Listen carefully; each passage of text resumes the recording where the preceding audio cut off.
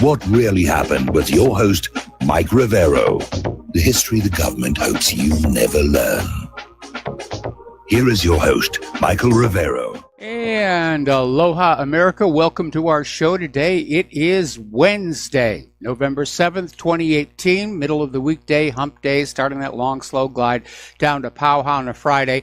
And obviously, it's the day after the midterms. And, a lot of things happened during the midterms. We're still getting a lot of the information coming on in. But I think in overall summary, we can say that the blue wave did not happen. The Republicans not only kept the Senate, they gained seats.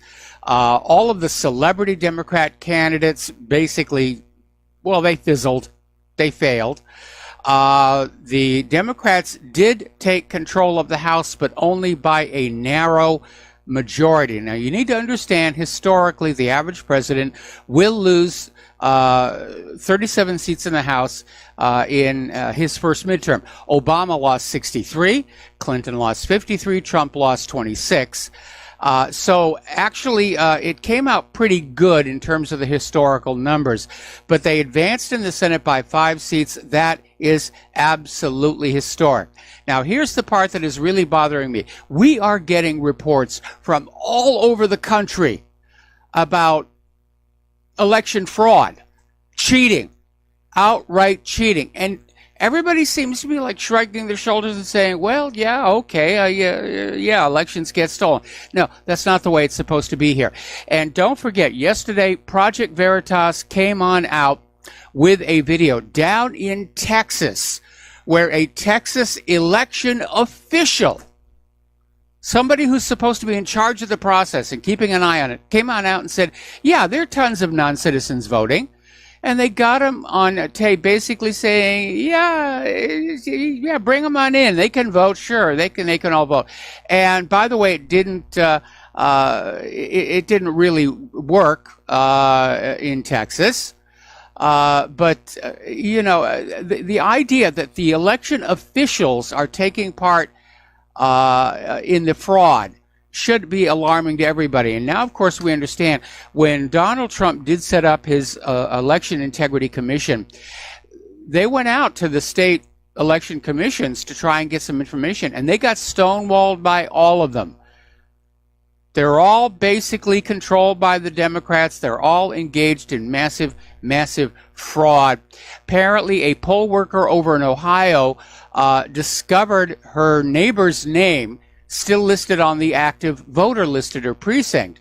The only problem being that the neighbor had died 14 years ago. Now, the Nonpartisan Election Protection Hotline received more than 30,000 calls yesterday, according to the Lawyers Committee for Civil Rights under law, which operates this hotline. And that number is the highest it has ever received during a midterm election in the 18 years it has monitored election day issues. During the 2014 midterm, they received just 17,000 calls. They got 30,000 yesterday.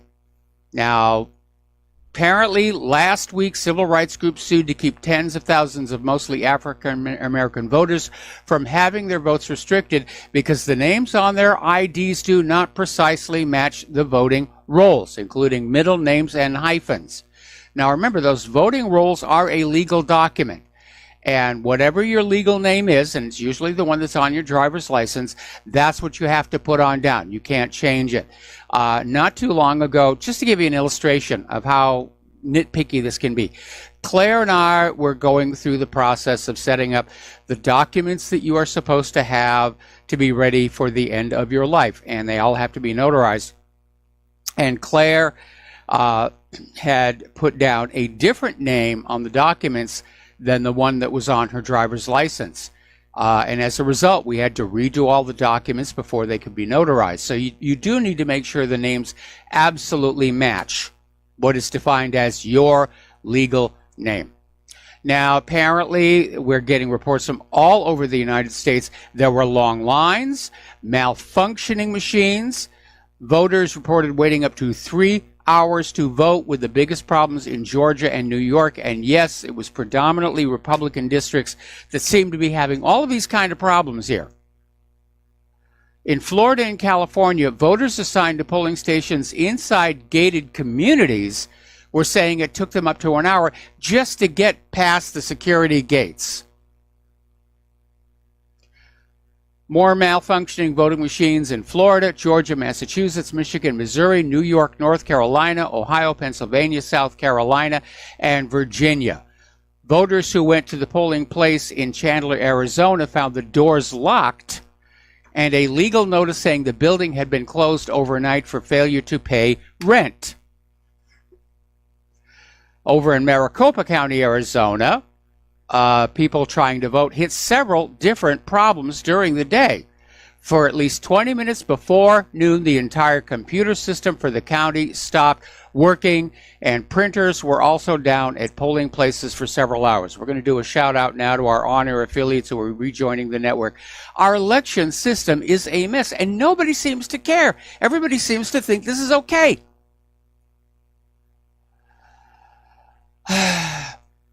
More reports of problems printing ballots.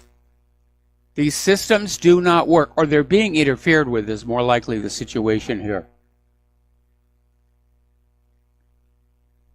This is infuriating here. Voters at regional centers were being turned away or enduring long waits after printers that produce the ballots tailored to their home precincts malfunctioned. Voters from Deer Valley to Phoenix were told they would likely experience long lines due to printer problems, according to the Arizona Republic. At least one polling site in Phoenix admitted it had run out of ballots in the morning, apologized for the inconvenience, and suggested voters come back later. They did about 25 minutes of voting. That was it, until they said they couldn't print anything. Out in California, Common Cause said its volunteers received 2,000 calls to its voting hotline, many with questions about changes to polling places. That's a very common trick to try and rig an election, is that you'll send out a notification to your voters of the opposing party that their polling place has been changed, and you send them off on a wild goose hunt. They can't find the polling place, they get fed up, and they go home without voting. Over in Bakersfield, literally, a driver crashed into a polling place at an elementary school, leading the police to lock down the polling place so nobody could vote. In North Hollywood, where Claire and I used to live, in Canoga Park, a jammed ballot box and a broken voting machine led to problems. At the Los Angeles County Registrar's office in Norwalk, hundreds lined up for more than 2 hours to iron out registration issues. Over in Florida, in Sarasota County, early voters were told to come back later because the ballots were not available.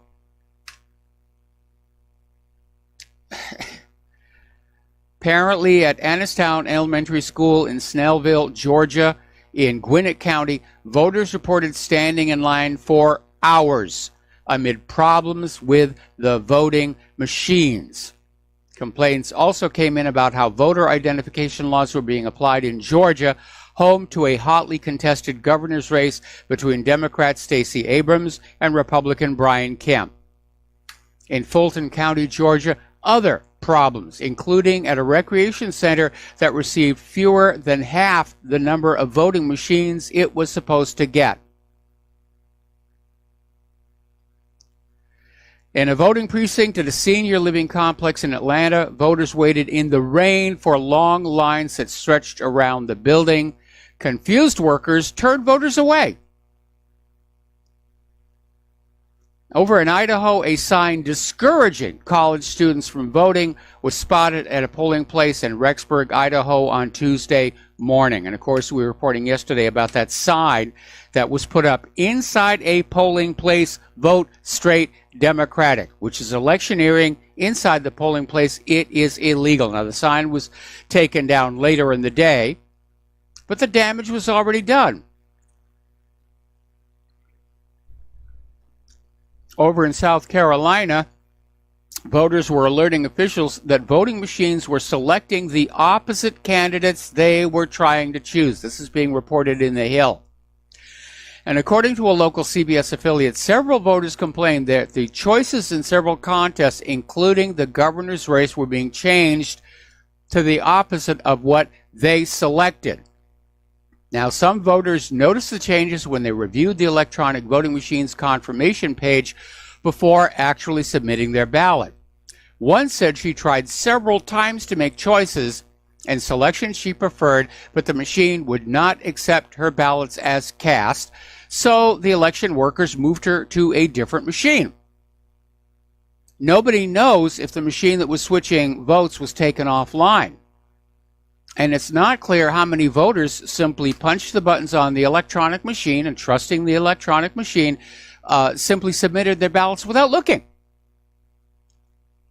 Yesterday, we were reporting on how in North Carolina, some polling places said the electronic machines would not take the paper ballots. They blamed it on high levels of humidity.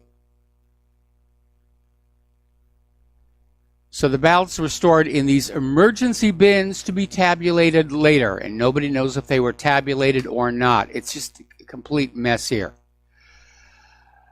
So there are all these election controversies here, and candidate Kemp announced election officials had opened an investigation into the state Democratic Party for allegedly attempting to hack voter registration rolls. The Secretary of State's office has also alerted the FBI and Homeland Security. Now, apparently, Georgia Democrats went to court last week over the state's exact match law, which requires your voter ID to match voting records on file exactly. About 50,000 people had been identified under the system as potential illegal voters. And the judge basically ordered them to be allowed to cast ballots.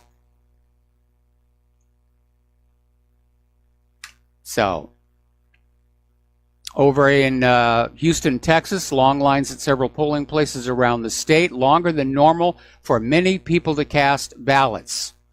Problems with the barcode readers and other balloting technology. One person tried to cast her ballot, but a mistake by poll workers made it impossible.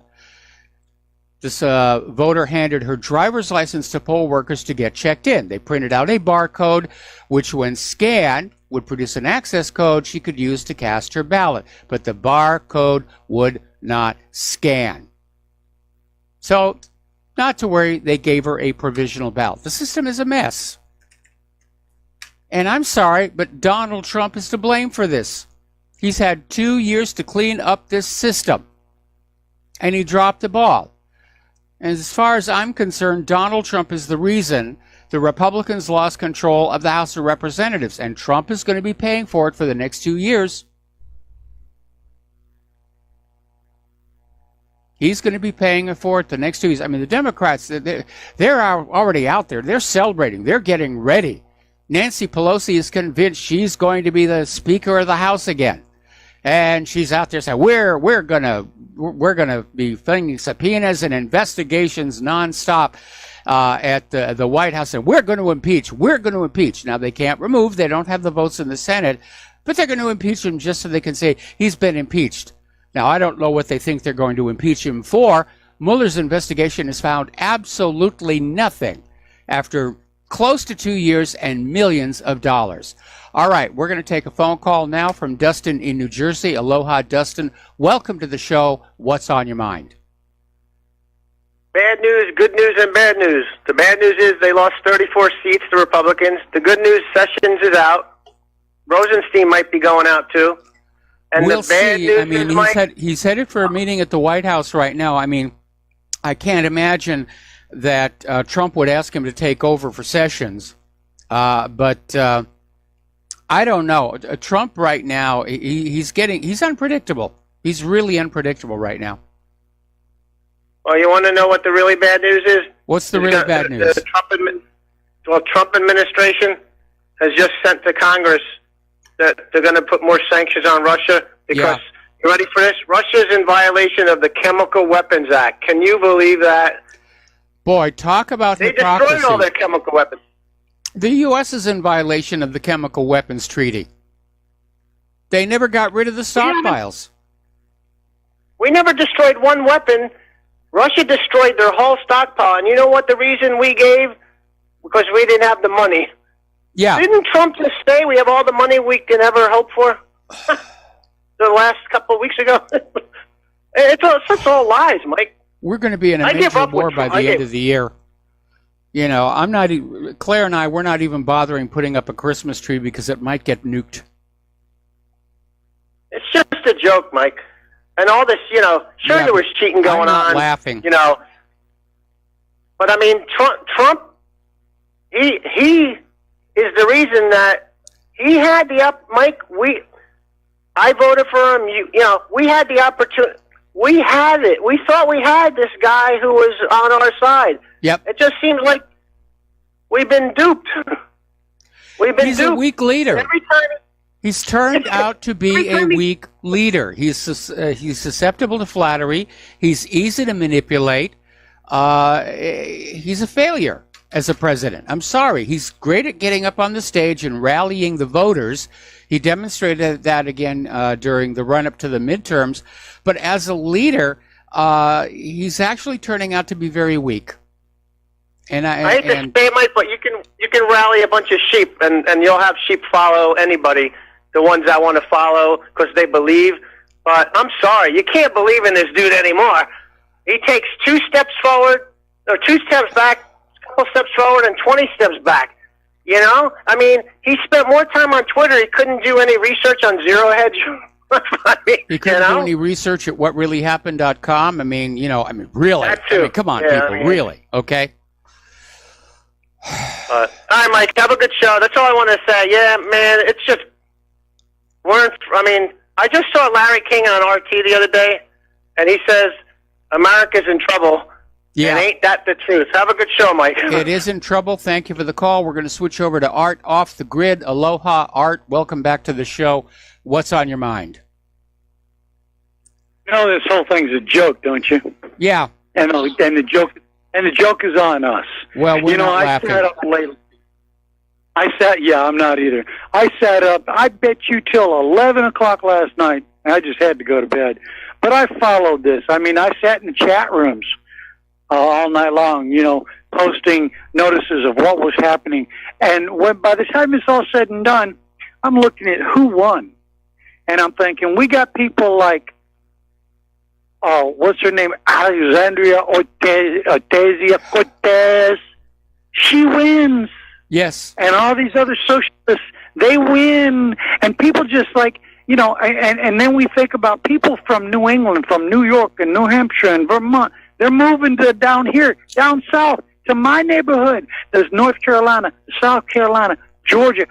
And they're leaving because they can't stand the policies like high taxes and all this other crap. But they come down here and they bring the ideology and elect the very same kind of people who are responsible for the policies that they're trying to escape. These idiots just don't get it. And so I'm looking at all of these socialists who have won, and I'm thinking, you know what? The Senate is really going to take a turn here. We are going to see the next 2 years of absolute gridlock, and I really hate making predictions because generally my predictions come true. Yeah. But here's what I see is going to happen, Mike. We're going to have 2 years of absolute gridlock. Yes. And people are going to be, what the hell did we just do to ourselves?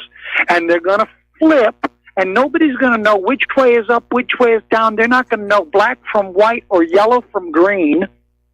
And they're going to flip this entire system over until we see nothing but absolute destruction to what used to be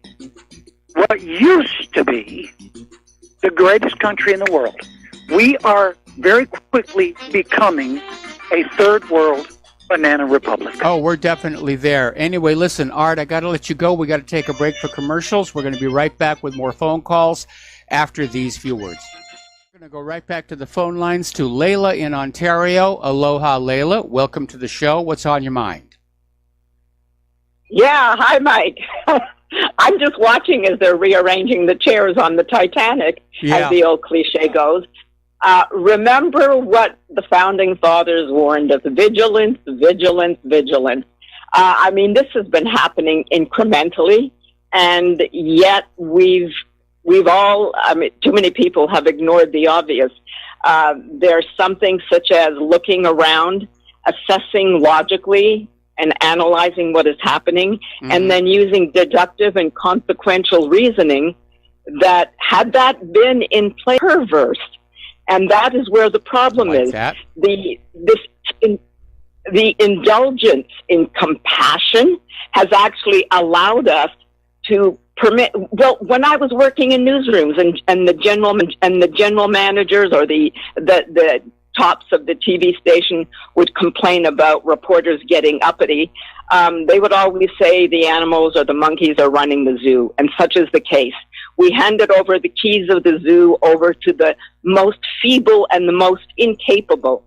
In Detroit, we now have a Palestinian Muslim woman, or in Michigan. That is not a good sign. I know my first suggestion that we have to be very cautious, and those who appear to be victims are not always pure and innocent. They are in many ways the ones who perpetuate their own victimhood. Yeah. But anyway, we are in trouble. There's no doubt, and Trump alone is not to blame. I mean, the very fact that we had such poor choices is a reflection of the nature of what has happened in our society, not only in the U.S. but in Canada too.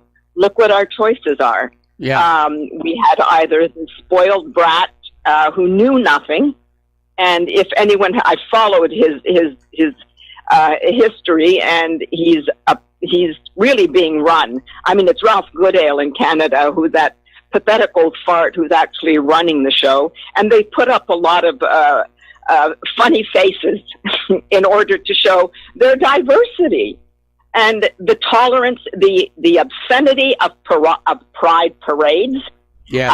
And politicians and moral leaders engaging in them in order to be seen as accepting. And that has progressed incrementally from accepting homosexuality, which occurred naturally in some people, to it becoming a recreational activity.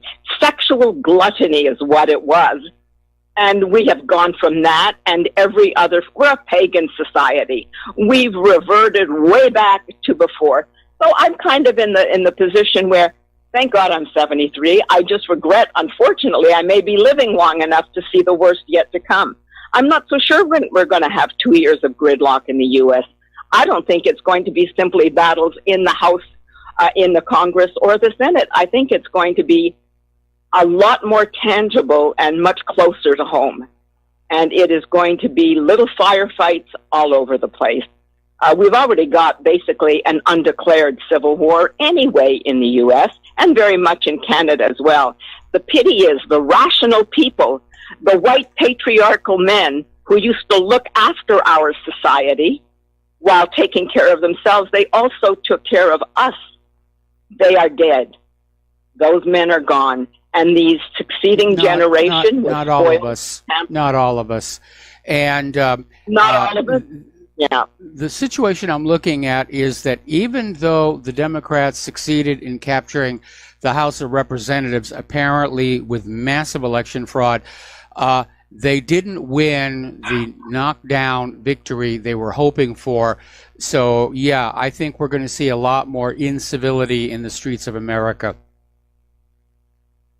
That's what's so frightening. And my hopes that things would settle down under Trump and I could return to the country that I actually love, that is not going to happen.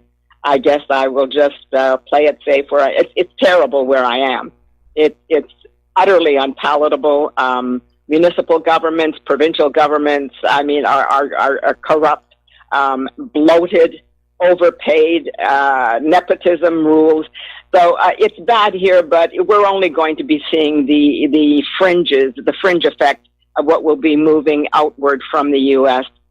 It really breaks my heart, but I've been expecting this. I'm not entirely surprised. I'm terribly disappointed because I had been hoping for better. It's hard to know what to say or what to do. Do we surrender? No, I have no intentions of surrendering. The part that angers me, are all these reports of voting irregularities, meaning fraud, all across the country. The corporate media refuses to touch it. And by and large, most people are sort of treating it like, well, this is just kind of the way these things get done in the U.S. Trump dropped the ball. The reason the Republicans lost the House of Representatives is Donald Trump dropped the ball on election integrity. Anyway, Layla, we got to let you go. Got to take another break for commercials, and we will be right back with more phone calls. Aloha, America. Welcome back to the show. We're going to go back to the phones here to Jim in Chicago. Aloha, Jim. Welcome to the show. What's on your mind? Hello, Michael. What happened last night did not really surprise me because I thought the Democrats overplayed their hand a long time ago, and I knew that what they were expecting was not going to come true. But unfortunately, the biggest losers last night are the American people. For Yes. the next 2 years, absolutely nothing's going to happen. There's going to be gridlock. There's going to be fighting.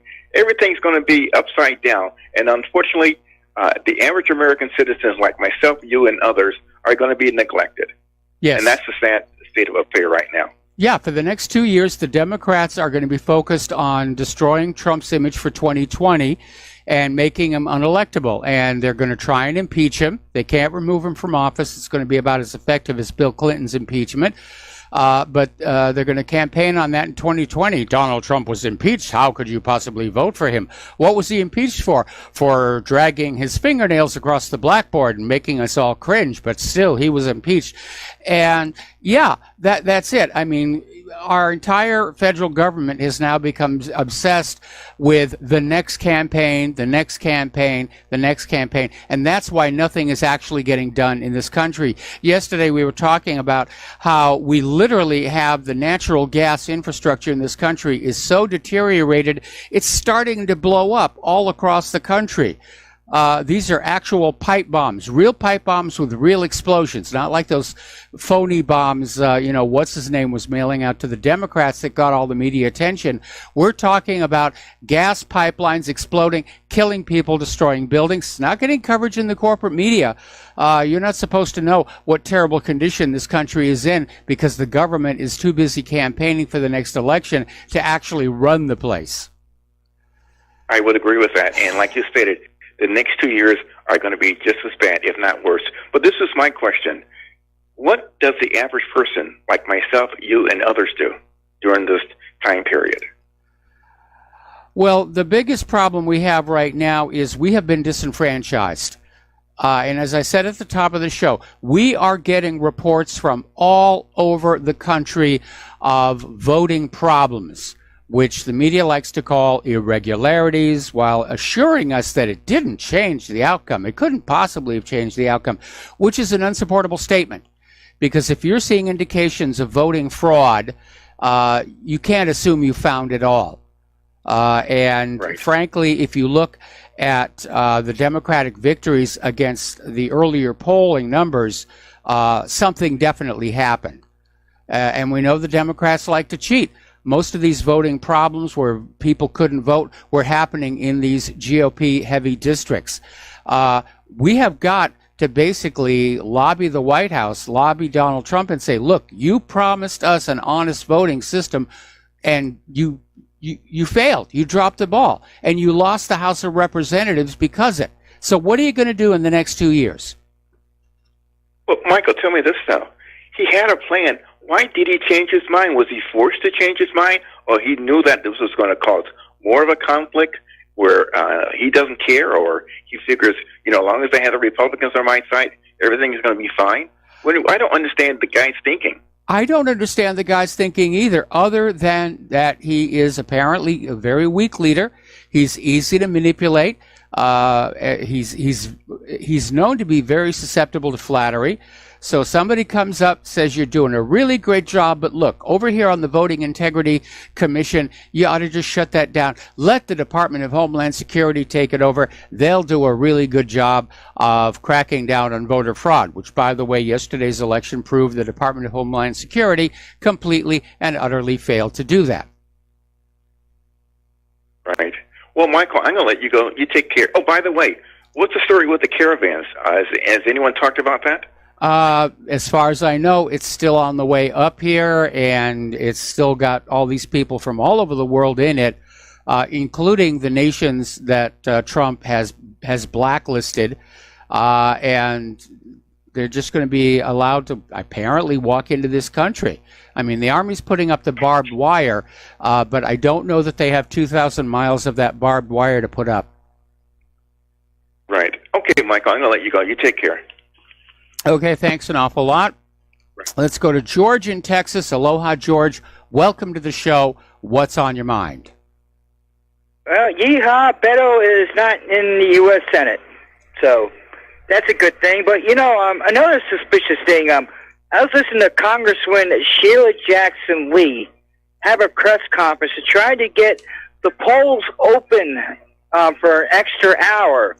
Well, the thing is, there wasn't a problem with turnout or any voting irregularities.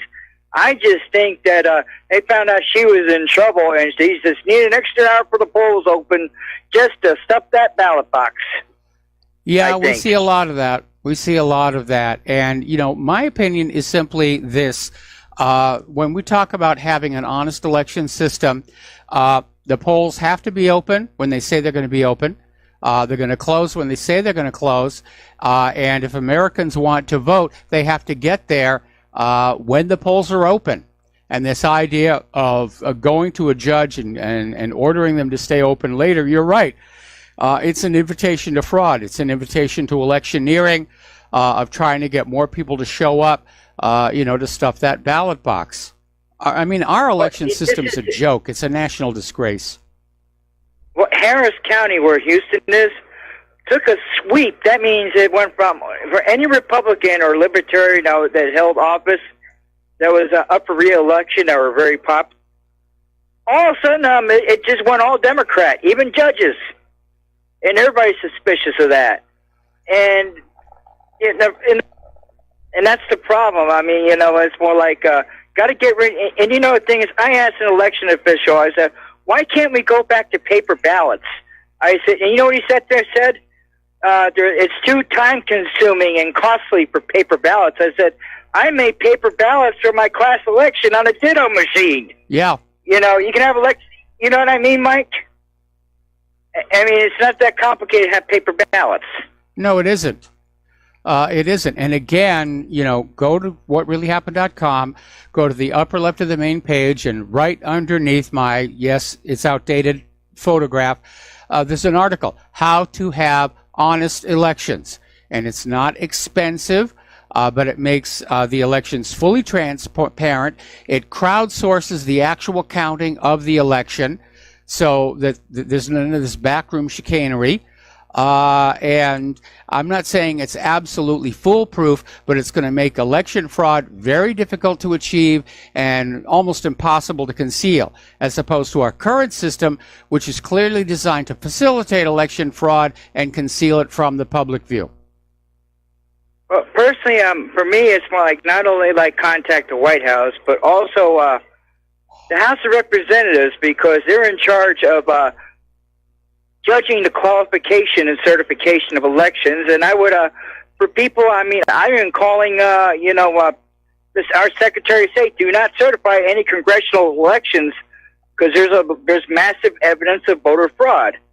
And I wouldn't mind if, make the elections of the House of Representatives null and void and do it all over again with paper ballots and throw those voting machines in the Gulf of Mexico to be an artificial reef. I think that's a perfect use for them. They are a little toxic, unfortunately. But yeah, those electronic machines. I mean, go to blackboxvoting.org. Look at what Bev Harris has been doing over there. Look at that documentary, Hacking Democracy. Look at the one we dug up yesterday from 2005, The Invisible Ballots. This system is set up to manipulate elections. And it's like Stalin said. All people have to think is that there was an election, and it doesn't matter how they voted. All that matters is who is counting the vote. They decide everything, and that's where we are right now. We have a Stalin-esque election system, and it needs to go away. That is our first step to the American people regaining our franchise in the United States of America. Well, here's my prediction. If the Democrats have the House for 2 years, here's my prediction. I hope there's a few Frenchman congressmen or some decent ones that still have a little humanity and intellect will sit there and say, I don't want Maxine Waters and Schiff and Nancy Pelosi, these crazy batheads, running the party, because I will tell you one thing, they will run the party further into the ground. Because, with these subpoenas and everything. Oh, yeah. And for these and I hope they start fighting among each other, And I just hope, if they want to repeal Obamacare, that there be a few brave enough to cross over and, to repeal Obamacare, knowing that this law is a ball and chain around their ankle. Well, I don't think it's going to happen because, what Nancy Pelosi and Maxine Waters and the other Democratic power holders are going to do is come to those incoming freshmen and say, look, the people did not vote you into that seat. We rigged the election to put you there, so you owe us and you will do what we tell you to do. And that's probably exactly what's going to happen. People who stand up on principle, they're one-term members of Congress.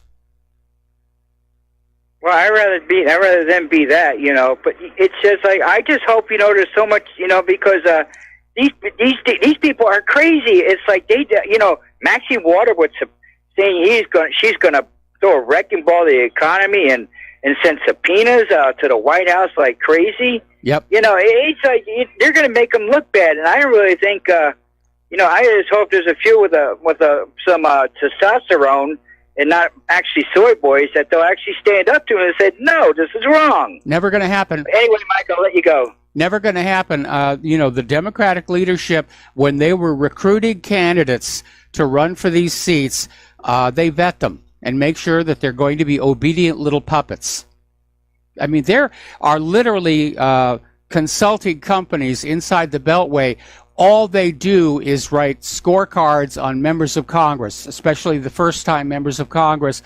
Will they do what their corporate masters say or not? Because it's one thing when you're running for your first term in Congress and you can fundraise and build support in your home district. But once you're there in Washington, D.C., and you can't spend as much time in your home district, you become dependent on corporate funding for your next campaign. And so you're going to do what the corporations are going to tell you to do. All right. Thank you for the call, George. We're going to switch over here to Neil in California. Neil, thank you very much for waiting so patiently. And what is on your mind? Michael, aloha to you and Claire in the United States of America. I'd love to say again to the Palestinian woman, I wish her the best of luck. But I disagree with her completely. I agree with you completely. There are still men like us left. I don't overpower or dominate or control my wife, my woman, my love. I support and I back her up. I'm there for whatever she wants. Now, what I wanted to call in about is we're playing a game of chess. We're playing a fucking excuse my language. Yeah, really please watch your language here because you can get our affiliates into trouble with the FCC because even though the United States government is dropping white-hot flaming death on innocent people in multiple countries who've done no wrong to us, we're not allowed to say bad words on the radio to prove that we are a just and moral people. No, and after just saying what I did say, I do apologize for saying that. Even though I read this morning that Beto in Texas, he dropped that in his supposed concession speech. He did. Really? Yes. So we're playing a game of chess. We're playing a game of poker. I wanna portray myself as being slightly stupid. I love hearing you, other radio shows, other call-ins, other people going, I'm totally disappointed with this man. I voted for him. I wanted what he's saying, and I knew it would be really difficult to even happen. Now, all of that election fraud you're talking about now, he overcame that, and that's what the election fraud was set up to not allow happen.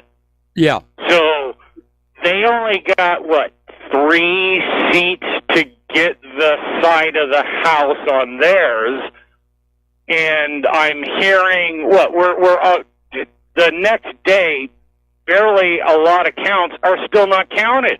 Yeah. You just said, 500,000 votes in wherever, not counted. How much of this is still happening? So, like I said, let the Mueller investigation go on. Let him pry into every little nook and cranny he possibly can, and he'll eventually have to tell everybody what he found. It's like the same way with the election fraud. He talked about that before he got elected. He got elected while talking about election fraud. He said, I want to clean up election fraud, but like you said, nothing has happened, nothing has changed. Yep. He's letting it all be shown on television. You're talking about it. 1, 2, 3, 4, 5, 20 radio shows are talking about it right now. It's on mainstream media as being discounted or being talked about.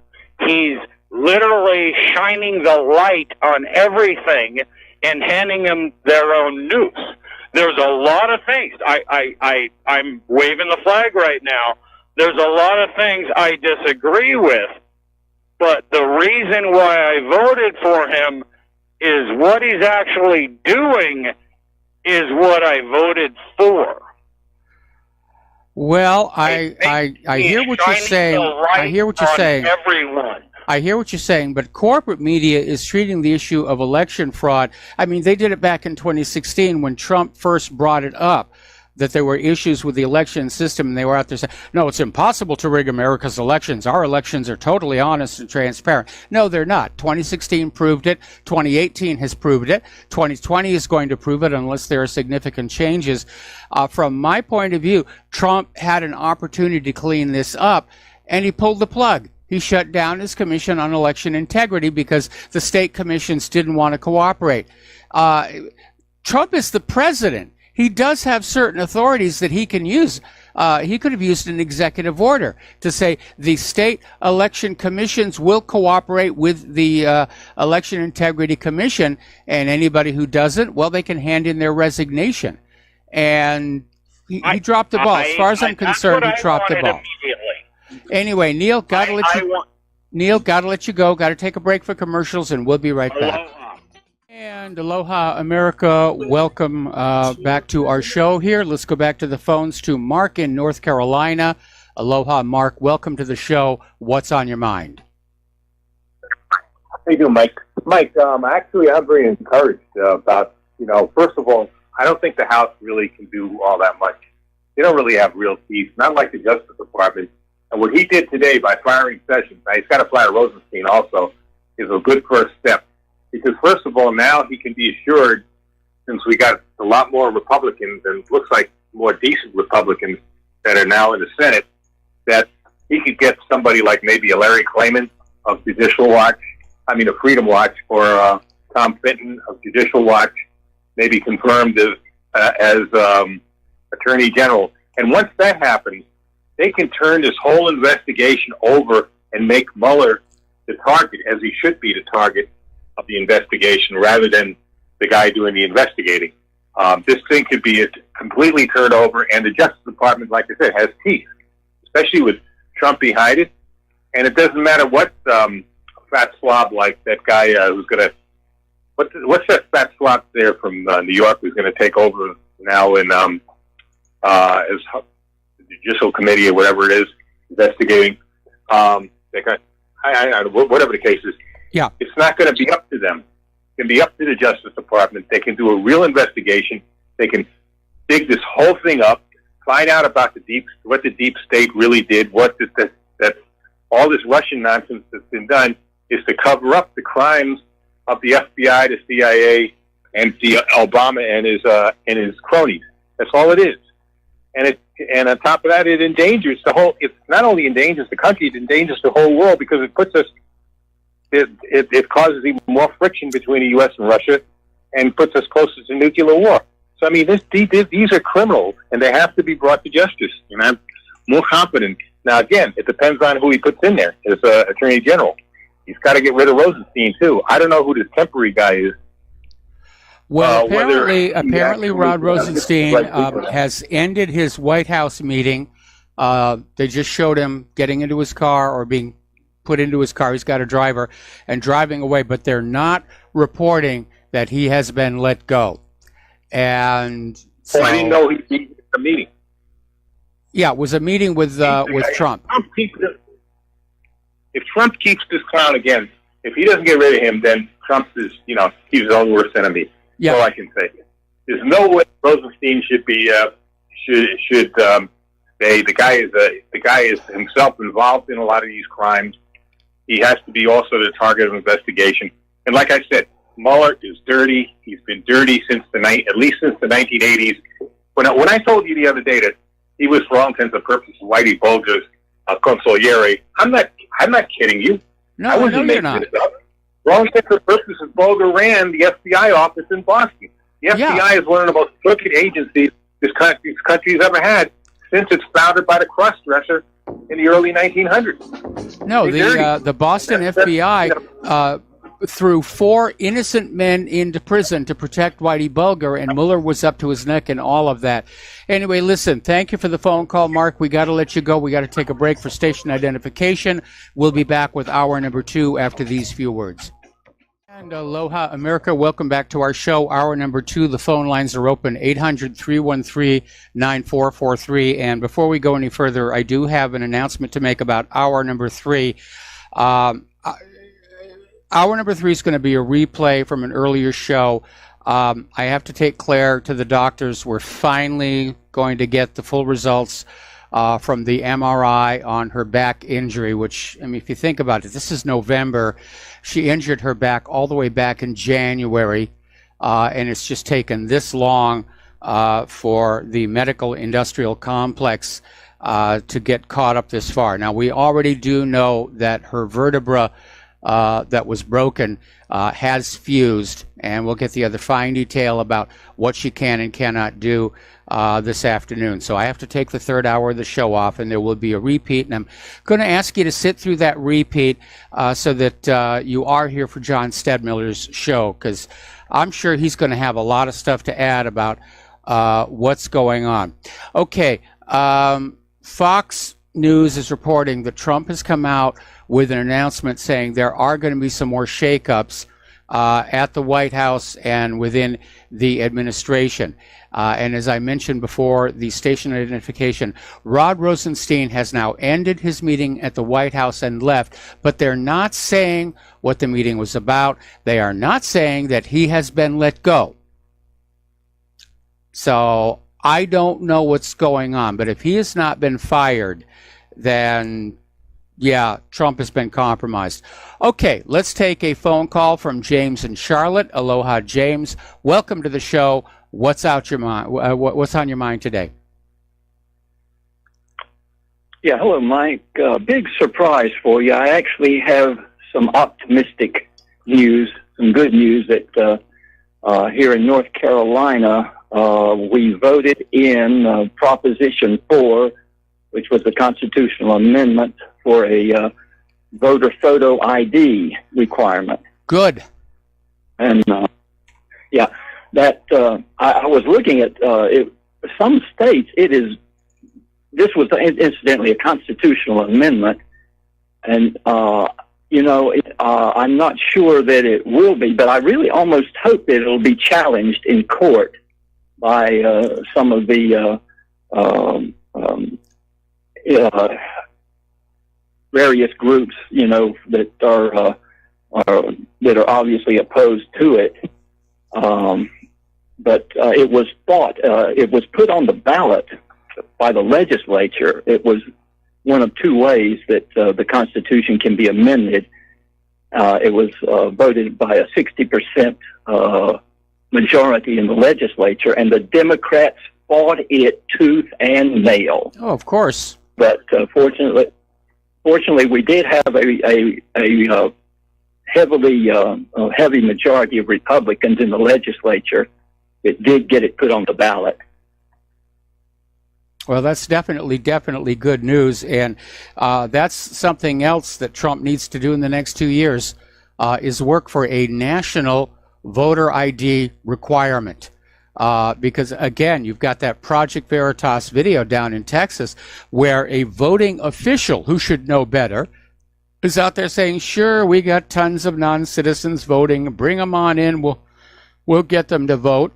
And Trump is paying the price for his inactivity on these issues. He lost the House of Representatives, and he's going to have a gridlocked Congress for the next 2 years. And the House of Representatives, they're going to be forming up all these committees that are going to be executing lawfare against the White House with endless subpoenas and requests for information, and they're going to be digging for any dirt they can find. And they're talking impeachment, not just of Trump, but of Brett Kavanaugh. They don't have grounds to impeach. You can't impeach somebody just because you don't like them. There has to be a high crime and misdemeanor, and Mueller's found nothing. And by the way, speaking of which, we're just now getting word, the upshot of Rod Rosenstein's meeting at the White House is he is no longer overseeing the Mueller probe. He has been taken off of it. He still has his job, which I don't agree with, but he's definitely no longer in charge of that probe.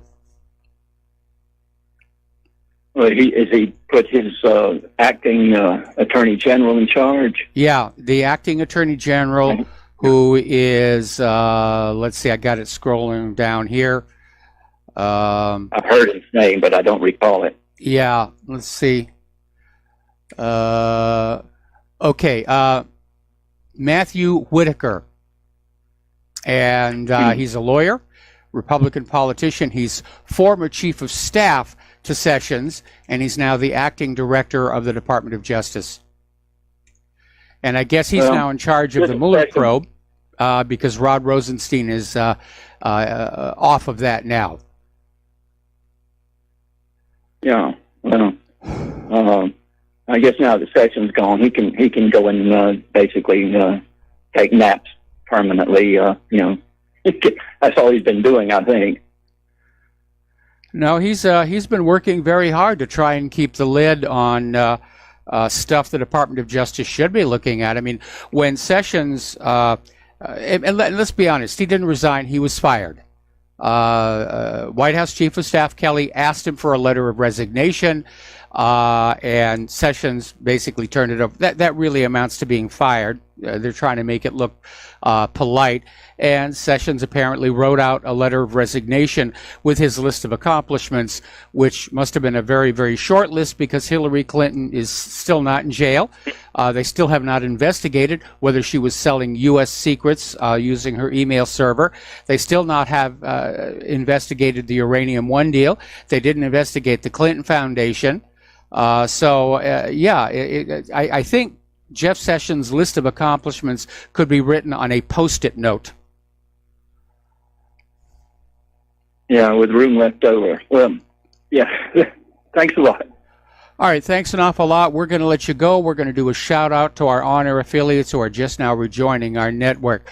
Okay, right now, speaking of the Mueller investigation, voters nationwide, according to NBC News, they're tired of the Mueller investigation.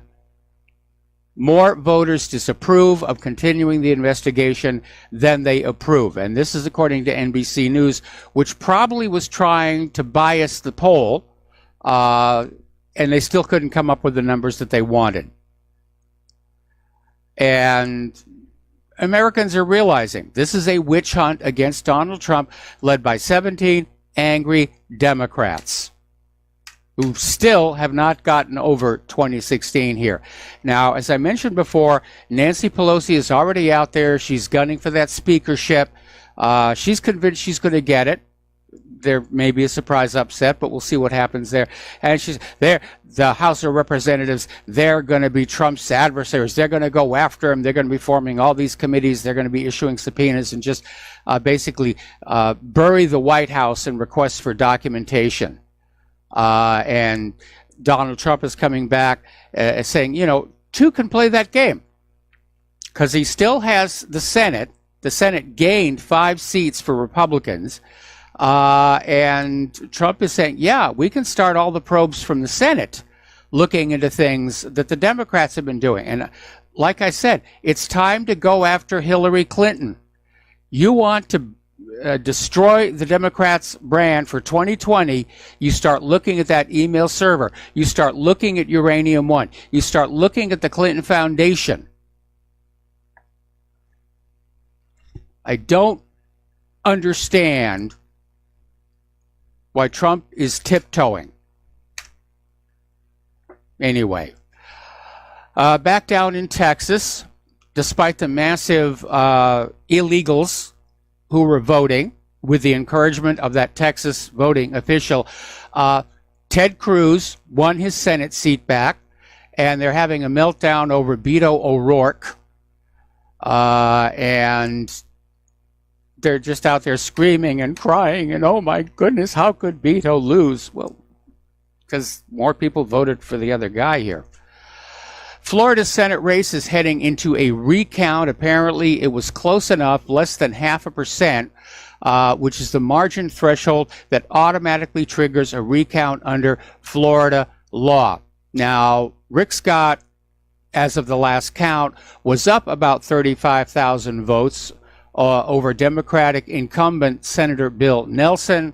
The last word I heard is that he may have actually wound up losing after all. But again, they're still recounting. A lot of these races are still being counted.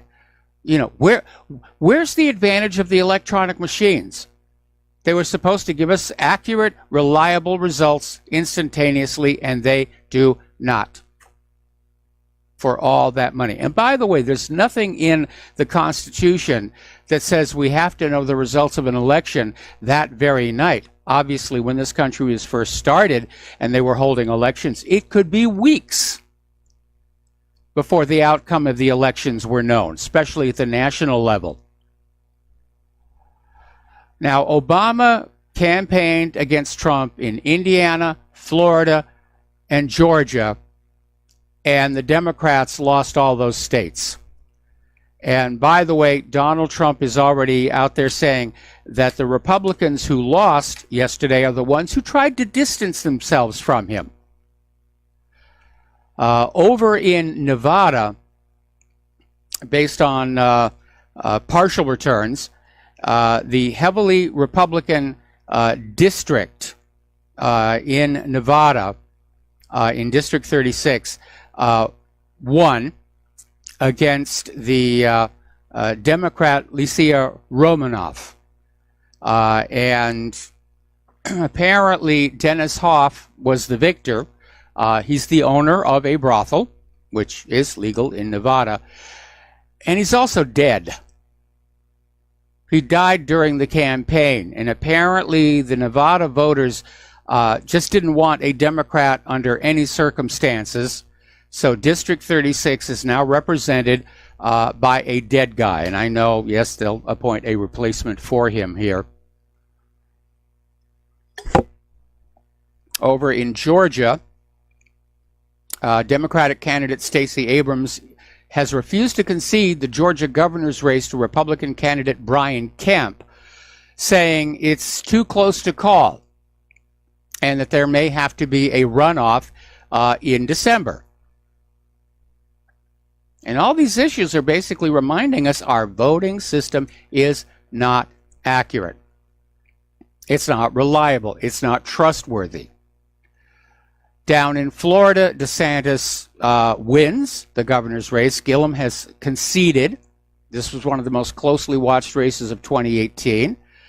And Gillum was supposed to become the first black governor in Florida's history, and the voters said, no, we're going to go with Andrew Gillum.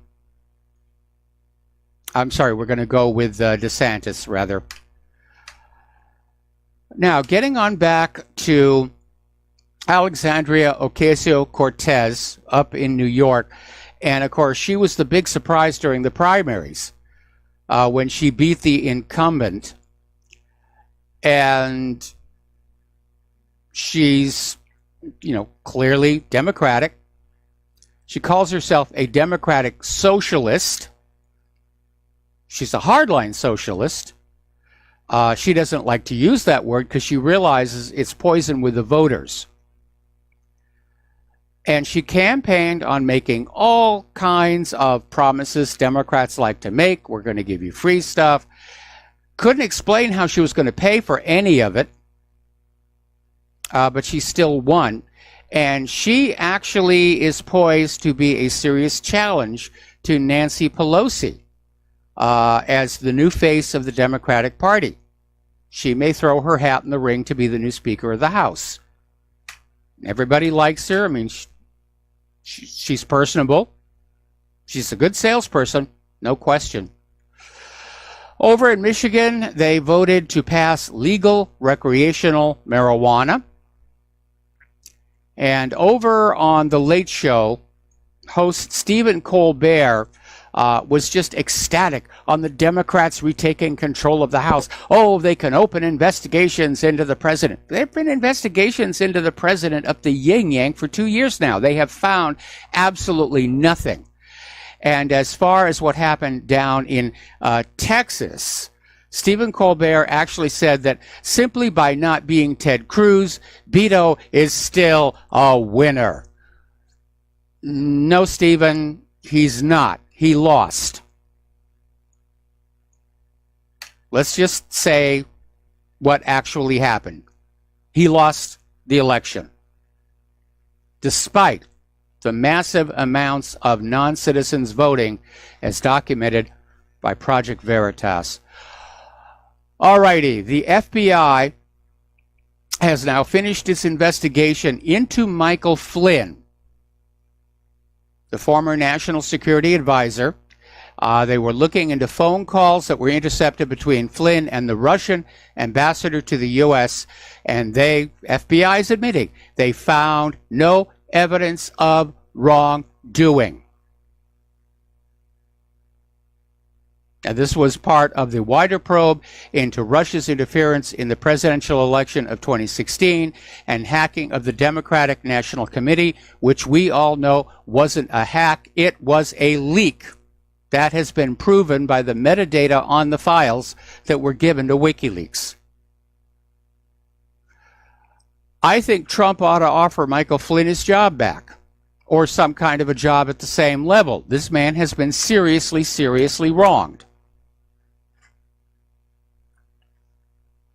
And I think Trump, if he's actually going to regain control of the Department of Justice, they need to look into that that leak of the Democratic National Committee and come on out and say it was an internal leak. It was not a Russian hack. It was an internal leak, probably by Seth Rich, because the leaks stopped when he got murdered. Now, over the weekend, the Senate Judiciary Committee released a 414-page report detailing the allegations made against Supreme Court Justice Brett Kavanaugh during the confirmation process. And the report found that all of the accusations failed to include any evidence or merit. But they do document that porn lawyer Michael Avenatti and his client Julie Swetnick criminally conspired to wreck Kavanaugh's nomination. Now, Swetnick has since come on out and said, yeah, she just made it all up. She wanted her 15 minutes of fame. These people should be prosecuted. NBC had a story that showed that Avenatti may have fabricated allegations by yet another declarant. He lied. These people need to go to jail.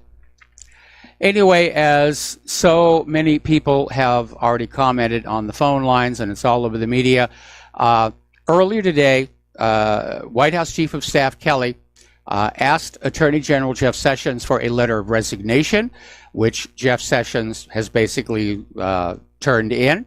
He's expected to be out of his office by the end of the day, which actually should be right about now. And they're saying that he resigned to be polite. But yeah, he got fired by Trump. And Sessions' chief of staff, Matthew Whitaker, is now the acting Attorney General for the United States. We don't know if that's going to be permanent or not, but we'll see what he's going to do. He is a lawyer. He is a Republican. So he may be a little bit more willing to take the Department of Justice in a direction against some of these Democrats that were out there here. And certainly against all these former attorney generals who are all tangled up with HSBC drug money laundering and all these other crimes coming out of, Arkansas in the 1980s, the consulate in Benghazi, Hillary's email server. There's a big stink in there. I think I know what it is. I suspect espionage. We got to take a break for commercials, and we'll be right back. Aloha, America. Welcome back to our show. We're just now getting word that Acting Attorney General Whitaker is now directly in charge of the Mueller witch hunt. And that is significant because apparently in August of 2017, Whitaker penned an op-ed for CNN saying that Mueller's investigation of Trump is going too far, in which he argued the special counsel was roving outside of his jurisdiction to investigate Trump-Russia collusion, which was true. The special counsel law says that a special counsel is supposed to get focus on one alleged crime, which a regular Department of Justice investigation has indicated there is evidence to support, none of which happened. Rosenstein simply ginned this thing up out of thin air. So this may be the beginning of the end of the Mueller investigation. Now, Representative Gerald Nadler is already out there saying, we have to have an investigation. We have to find out what was behind Trump's firing of Attorney General Jeff Sessions here, which is kind of weird because a year ago, he was out there tweeting that Jeff Sessions had to resign as Attorney General because he couldn't possibly lead the Department of Justice to promote trust and the rule of law, which was certainly true, and that's what happened. But Representative Nadler, I need to remind you of something. The president has the authority to basically fire anybody he wants, and he doesn't have to come up with a reason. And certainly, I think the case can be made that Sessions has utterly failed as an attorney general. If you look at all the obvious crimes that were out there for which there was plenty of evidence, like the Uranium One deal, and how he ignored all of that to focus all his efforts on this Russia-Trump collusion theory for which there is zero evidence. After nearly 2 years and millions of dollars, they found nothing. I would have fired him a long time ago. All righty. So now, somebody earlier was asking about the migrant horde. And apparently Homeland Security Secretary Kirstjen Nielsen is basically reaffirming a claim that Middle Easterners are among those traveling in the Central American caravans currently making their way north in hopes of getting across the border and seeking asylum in the United States. So in an interview with Fox News, Nielsen said, we absolutely see people from the Middle East, from Southeast Asia, from other parts of the world. They are not just from Central America. Now remember, there are several nations that Trump has issued a ban on immigration from, which again, under Title VIII, he's got the authority to do that. So we'll see what's going to happen on that. As of last count, there are 4 separate caravans.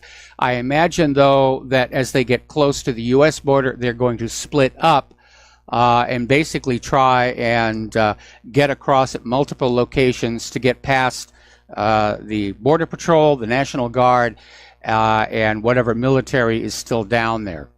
But again, the Army is down there deploying razor wire, the really nasty coiled stuff, and we'll see what's going to happen. But again, you know, the migrant horde, they could like strip a house of some boards and throw those across the razor wire and get across that way. So we'll see here. All right, let's get on back here. Conflict zones. Let's talk about the conflict zones. There are so many. Story coming out of Al-Masdar News. The U.S. is going to step up their efforts to combat Iran in Syria and Iraq. So now they're trying to shift the blame because the U.S. isn't doing very well in Syria. The Iraqis want the Americans to leave. And it's not, of course, because the Americans are there and, you know, behaving badly. It's all the fault of Iran. How dare Iran militarily intervene in Syria and Iraq? Those are our playgrounds, saith the United States government. And you know, it's our job to go around to these other countries and invade them and change their governments. And how dare Iran, let alone Russia, interfere with that? It's against the rules that we just made up. So they're building the rhetoric against Iran. Over in Yemen, British-backed Saudi bombing has destroyed Oxfam facilities in Yemen. Apparently, the Saudi government is using British intelligence to destroy British aid facilities in Yemen paid for by the British taxpayers. And this is like food supplies, hospitals, aid programs, all being destroyed. Now, the British aid is a vital lifeline. And Saudi Arabia, using British intelligence where all this stuff was located, has gone on in and destroyed it. We got to take a break for commercials, and we will be right back. And aloha, America. Welcome back to our show. And One America News is now reporting that Deputy Attorney General Rod Rosenstein will offer his resignation within the next 48 hours. And maybe they're trying to space it out so it doesn't look like it's a purge, but that's exactly what's going on. And you need to remember Rod Rosenstein was the guy who suggested wearing a wire to meetings with Donald Trump to try and catch him saying something that would allow them to invoke the 25th Amendment to remove the president. So long, Rod, and don't let the door hit your butt on the way out here. Getting on back to the war zones here, and specifically to Yemen, the United Arab Emirates-backed forces, the Yemeni forces, have achieved a major advance in western Yemen after a fierce battle with the Houthis inside Hodeidah. And apparently they have succeeded in actually entering the city now. And led by the Yemeni Republican Guard, who is on the side of the Western powers wanting to impose a puppet government. These UAE forces broke through the Houthis' lines in southern Hodeidah, paving the way for their troops to enter the city for the first time. So it's definitely getting bad. Now, Donald Trump has come on out saying that he wants to create a Middle East strategic alliance, which they're calling MESA, which would be an Arab NATO-like alliance specifically to confront Iran. Trump is trying to get all the other nations in the Middle East to gang up on whooping Iran, and I don't know how far he is going to get with that. I'm sure that UAE and Saudi Arabia will come on board, Saudi Arabia has viewed Iran as a challenge to their regional political power. But the other nations around there, I don't see a lot of enthusiasm for that. Meanwhile, Donald Trump is allowing Iran to continue to export oil to their 8 largest customers, meaning these 8 customers were going to ignore the sanctions anyway, and so the U.S. has to make it look like it's their idea and with their permission. Qatar is providing temporary support to 50,000 impoverished Gaza families as mediators continue to try and create a truce between Hamas and Israel. This is coming from Agent France Press. Now, obviously, Israel wants Hamas to go. They want Gaza under the control of the Palestinian Authority, which is under the control of Israel. And, of course, everybody's pushing the deal of the century, which Israel's fully on board with, which would compel the Palestinians to surrender their internationally recognized right of return to the homes and villages taken from them during the creation of the State of Israel. And I don't think the Palestinians are going to go for that. I don't think Hamas is going to go for that. But it's nice for Qatar to step on in and try and ease the suffering of all those people.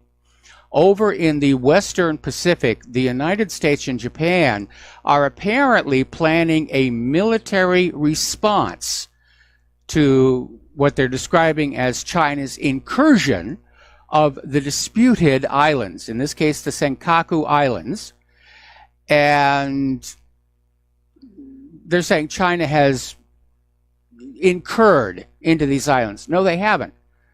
It's called the South China Sea for a reason, and at the end of World War II, Japan during World War II conquered these islands, drove the Chinese out.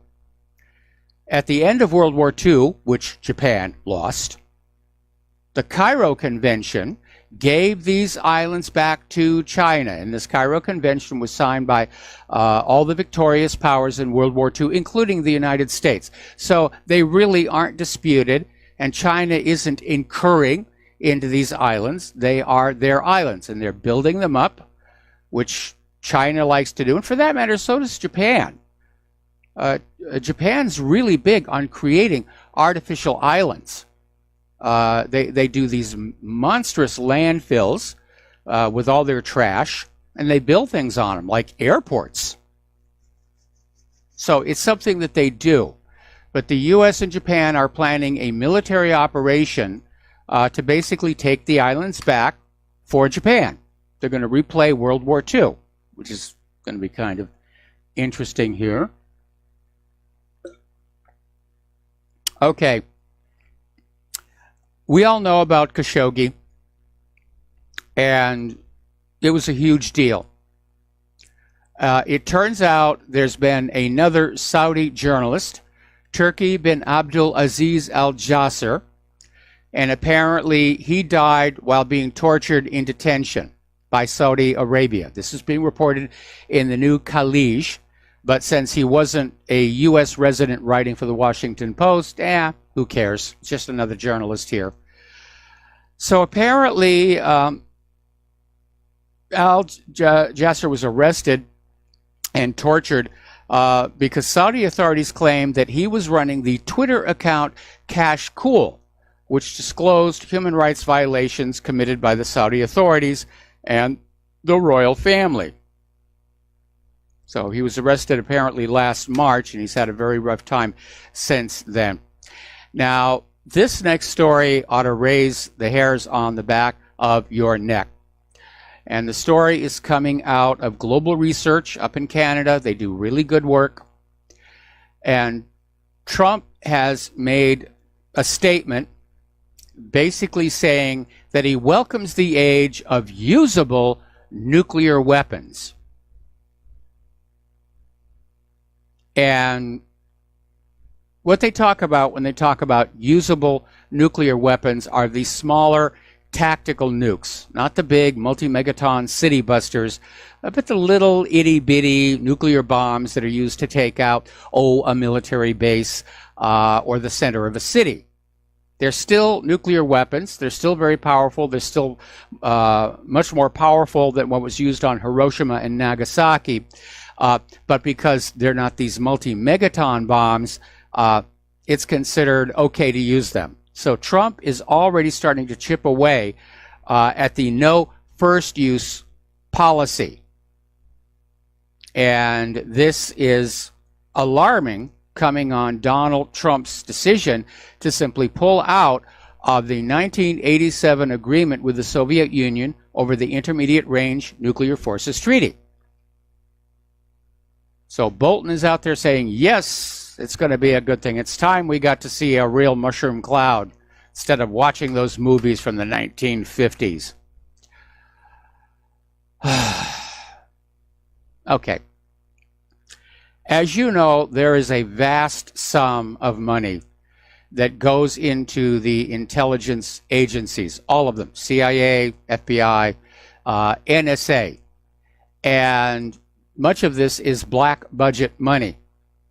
You, the American public, who are paying for all this, you're not supposed to know how much is being spent on the intelligence community, or where it's going, or what it's paying for, what program. It's all national security. It's all national security. Now, Stephen Aftergood of the Federation of American Scientists Project on Government Secrecy was basically saying that what exactly is going on, it's hard to say. Are there new program leads? Are there new acquisitions? It could be new operations or collection programs. We don't know, and we're not supposed to know. One of the things that we do know is that, at least as far as the NSA is concerned, Israel gets the raw take on every single telephone intercept in this country. There are no filters, meaning they are able to listen to your phone calls, your girlfriend's phone calls, the phone calls of your congressional representatives, the phone calls of your local government, the phone calls of your employers. Whatever they want, they can look at. There's no control whatsoever. You're basically paying the bill for Israel to spy on you, is what's going on here. Over on the economic news, and I hate to say I told you so, actually no, I rather enjoy it, but the Bank of England has now refused Venezuela's request to return $550 million in gold. And they're using as an excuse anti-money laundering measures. And saying that, as far as they know, the Venezuelan government just wants to get their hands on the gold, that they want to use it to evade this or that. The reality is the Bank of England probably doesn't have that gold to send back. All of these gold bullion depositories are suspect. And again, going back to America's Book of Secrets, we basically covered that situation where these gold bullion depositories, the New York Federal Reserve, J.P. Morgan, the Bank of France, the Bank of England, have been rehypothecating other people's gold, which is crooked, proves that Jesse James is right. The real outlaws are the bankers. And these gold depositories, they're supposed to work like a safety deposit box at your bank. You go to the bank, you rent a safety deposit box, you're paying rental on it, and you put things into it. Backup discs, passports, your mother's bracelet, your Aunt Mary's top secret chocolate chip cookie recipe, whatever. And then at some point down the road, you are able to go back into the bank, open up that box, and take out exactly the same items that you put in. Unfortunately, as Germany found out, that's not what's going on. When Germany asked to get their gold back, what they were handed were gold bars other than the ones that Germany had put on in there. And it turned out they were less pure. And that's not the way that it's supposed to work. So I remember when I put this story up earlier in the week, when Venezuela wanted their gold returned, and I said, good luck getting it. So the Bank of England is simply saying, no, we are not giving you back your gold. So imagine going to the bank and you go to the safety deposit box vault and the bank employee says, I'm sorry, I can't let you in there. We have new rules. You're not allowed to take back your stuff. You can stand across the room and we'll open the box and you can take a look and we'll show you stuff that sort of kind of maybe looks like what you put on in there, but you're not allowed to take it out. That's exactly what's going on with the Bank of England.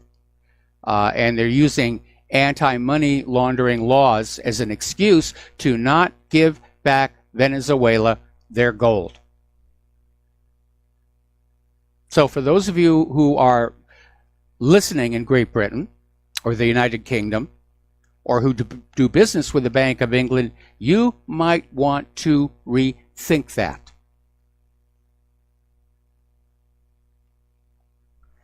Now, Iran and South Korea have agreed to direct cross-currency trade. They're dumping the dollar. And this is another indication that South Korea is starting to move away from the United States.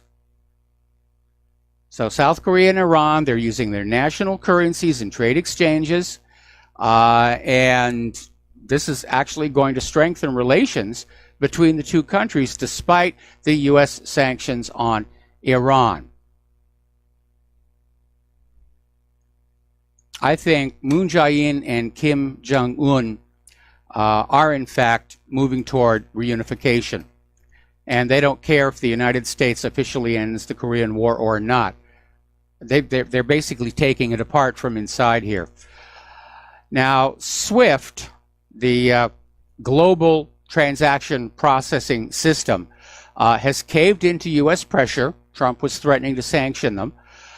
They're defying the European Union by cutting off all the Iranian banks. And SWIFT is saying this step, while regrettable, has been taken in the interest of the stability and integrity of the wider global financial system, meaning they don't want any more sanctions coming in from the United States. What is going to happen is that Iran is going to start working with one of the alternative systems. That's all that's going to happen. And this is going to lead to more countries also signing on to these alternative systems.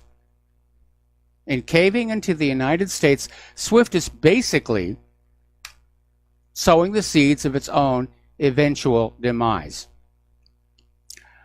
Alrighty, as far as Iran is concerned, as I mentioned earlier in the show, Trump is allowing Iran to continue to export oil to their 8 largest customers. So he's not going to get his zero oil exports. And Iran, of course, wants to continue exporting oil to other countries as well. And they've hit upon a very simple approach to this because, as you know, modern commercial shipping, they have tracking systems. And there are websites you can go to where you can see where ships are anywhere on the globe. And Iran's ships are basically turning off their trackers. They're turning off their transponders and their satellite links, and it basically makes the ships impossible to track other than by eyeball.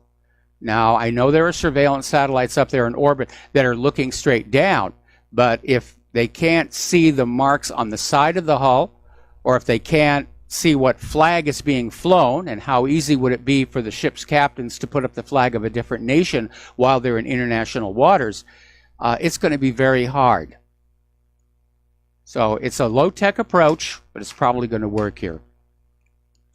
Now, as you know, Goldman Sachs is finally, after all these years, looking at criminal charges involving the 1MDB probe. And so Goldman is lawyering up. They're hiring the best, most politically connected attorneys for their legal team. Not so that they're going to go into court and do a really bang-up job saying they didn't do it, but so that these politically connected lawyers can go to the parties and talk to other politicians and say, look, let Goldman off. You know, they didn't really mean to do well. Anyway, we got to take a break for commercials, and we'll be right back. Aloha, America. Welcome back to our show here. Coming up here on the top of the hour, and a reminder that, again, hour number 3 is going to be a repeat. We're going to play the interview we did with Layla in Ontario because of her incredible body of knowledge. And I did get a lot of emails about her and what a great guest she was. So we're going to be replaying that. And then after that, please stick around for John Stadmiller. Okay, Elon Musk is out there basically taking a very dim view of artificial intelligence. And he's actually echoing some of the concerns I have, saying that we don't know what they're learning. And some of these AI systems are not behaving very well because we don't know what's going on inside them. And so Elon Musk is out there saying we need to be very careful about where we're going with it and what we allow it to do. And right now, artificial intelligence, it's a buzzword. Everybody loves to use it. Oh, we've got artificial intelligence in here. And I think there is a legitimate concern, and a lot of science fiction writers have mentioned this over the years, about intelligent machines going in directions that are not necessarily in humankind's best interests. And we do need to be careful. Now, Google is admitting their new Pixel 3 has a memory bug that causes it to crash. They're saying a fix is still weeks away. Why are these things not getting fully tested before they're sent to the retailers? That's become a major problem with American manufacturing. Oh, we're going to send stuff out there and it's not working, but don't worry, you've got a guarantee. I don't want a guarantee. I want reliability. That piece of paper, does not reassure me this is a good product. And if you're out there using whatever product that you have bought someplace like out in the wild, having it fail on you is not a good thing. Now, I think a good example of that lax attitude is in this next story because, as you know, recently there was a deadly Boeing 737 MAX 8 crash in Indonesia. And apparently Boeing looked into what was going on and saying that there is a problem, that erroneous readings from the jet's flight monitoring system can cause the planes to abruptly dive. That's going to be a thrill for the passengers and the flight crew, I think.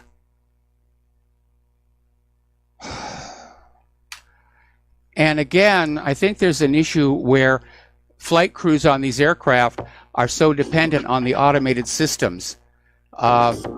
They need more training on just flying stick and rudder, of just turning off that instrument panel and just saying, how do we get this thing on the ground safely? Okay, there's the music. I got to go take Claire to the doctor. Stay tuned for the interview with Layla. Stay tuned after that with John Stadmiller. Please donate to Republic Broadcasting. Please donate to whatreallyhappened.com. And we'll be back tomorrow. Aloha, America.